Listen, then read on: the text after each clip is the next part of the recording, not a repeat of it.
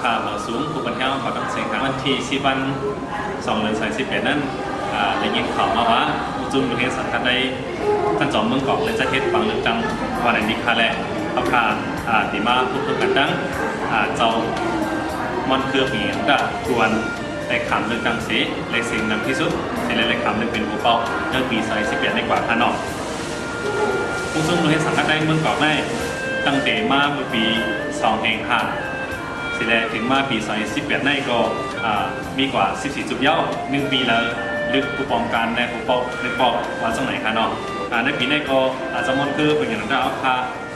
ผมตั้งผู้ปองการจิตเจ้าแต่เขามาเลือกตั้งจำนวนคือเปลี่ยนดาวค่ะแต่เขาเลือกตั้งปีกว่าในสิ่งนั้นที่สุดในขันจะเป็นผู้เป้าว่าจังไหนคะเนาะรอบนั้นเขาพามาพบตัวก่อนดังเจ้าผู้เป้าดูให้สังกัดได้กำหนดก่อนค่ะ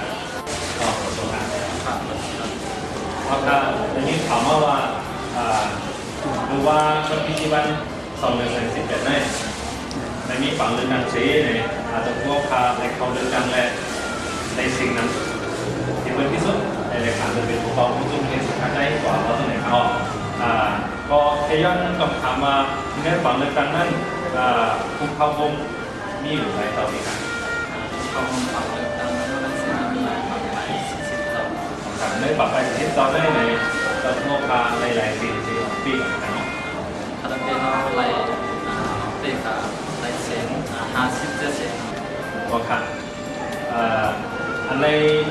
ประเทศฝังเลือกตั้งมาทุกปีค่ะเนาะใน14ปีได้ในการเนาะปีนี้ก็ทำมาปี14ในประเทศฝังเลือกตั้งทุกปีนั้นได้มียังอัดตึงพออันในประเทศฝังเลือกตั้งเป็นมากทุกปีนั่นมีอยู่เยอะอัน2ข้อเนาะข้อหมายหนึ่งได้ก็คนดัดตื่นสันเอาอันเป็นคนมาพา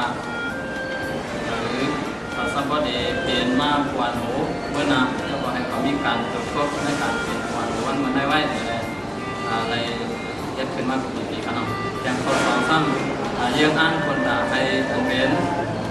สำคัญเรื่องใจเราอันลูกที่เมืองไทยเสมาเห็นในเมืองไทยได้เนี่ยไทยเลยมีการตรวจสอบในการเลือกตั้งในขอยังอ่านขอในเสเลยสักเจอคนเห็นว่าได้ท่านสองคนของท่านได้มีโครงการแล้วก็มีโครงการเรื่องซึ่งสังกัดได้นะมีอยู่เจ็ดของการ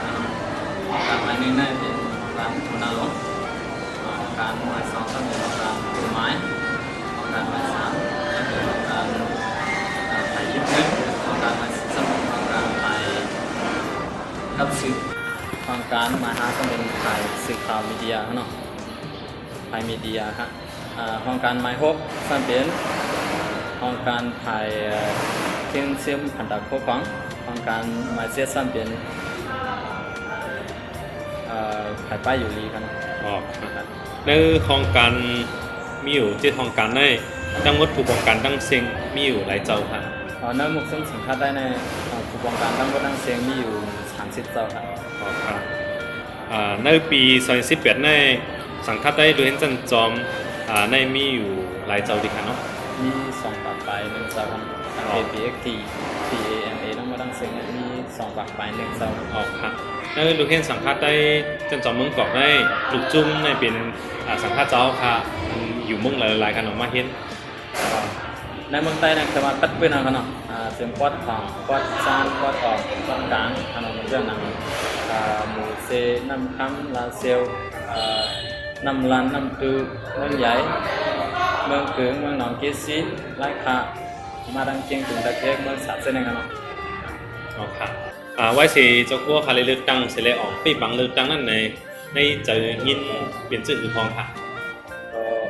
ยินเป็นใจตื่นเต้นไว้ที่ขนมยันตัวนั่นก็เป็นการตรวจสอบก่อนตั้งชื่อเหตุสังเกตประเทศเนี่ยก็ยืดเล็กๆเลยตรวจสอบก่อนแบบว่านำเนี่ยก็เป็นลองใจตื่นเต้นไว้อันนึงครับเนาะด้วยการแข่งอันนึงก็มีดังผมส้มในตัวประกอบอันที่แรกครับในการนั้นเลยอยู่ดีเจ้าขั้วคาขำเลือกเป็นผู้เป่าผู้ป้องกันด้วยสังกัดได้เมืองเกาะสุ14ใน4ในขณะเจ้าขั้วคา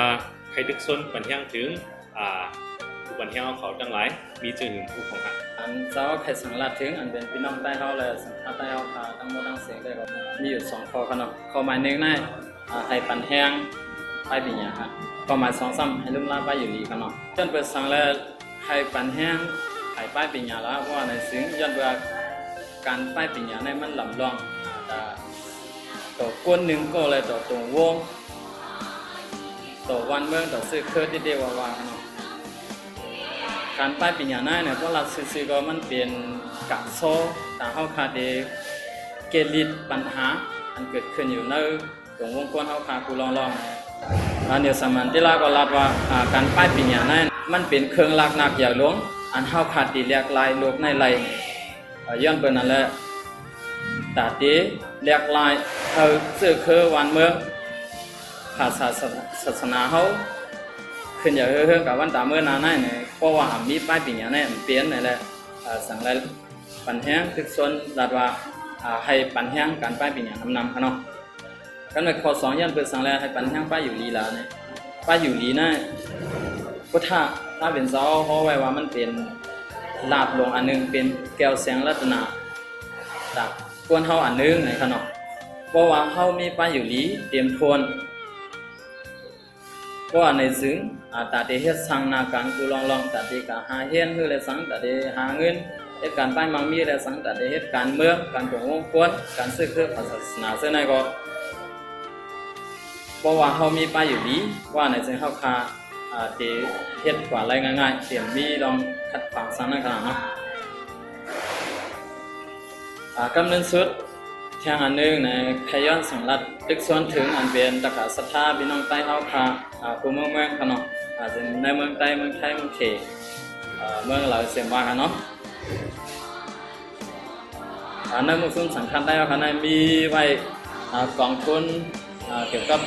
กองทุนหายไปปิญญาและป้ายอยู่ดีอยู่2กองขนาดใน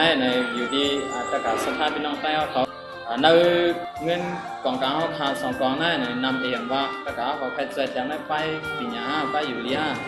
ใครจะทำอะไรก็ไล่ขนาดนั้นสถานสถานะตะกะเขามีในกับสิทธิ์ตอนทำมาดีมุสลิมสังฆาใต้เขาขาดเสีย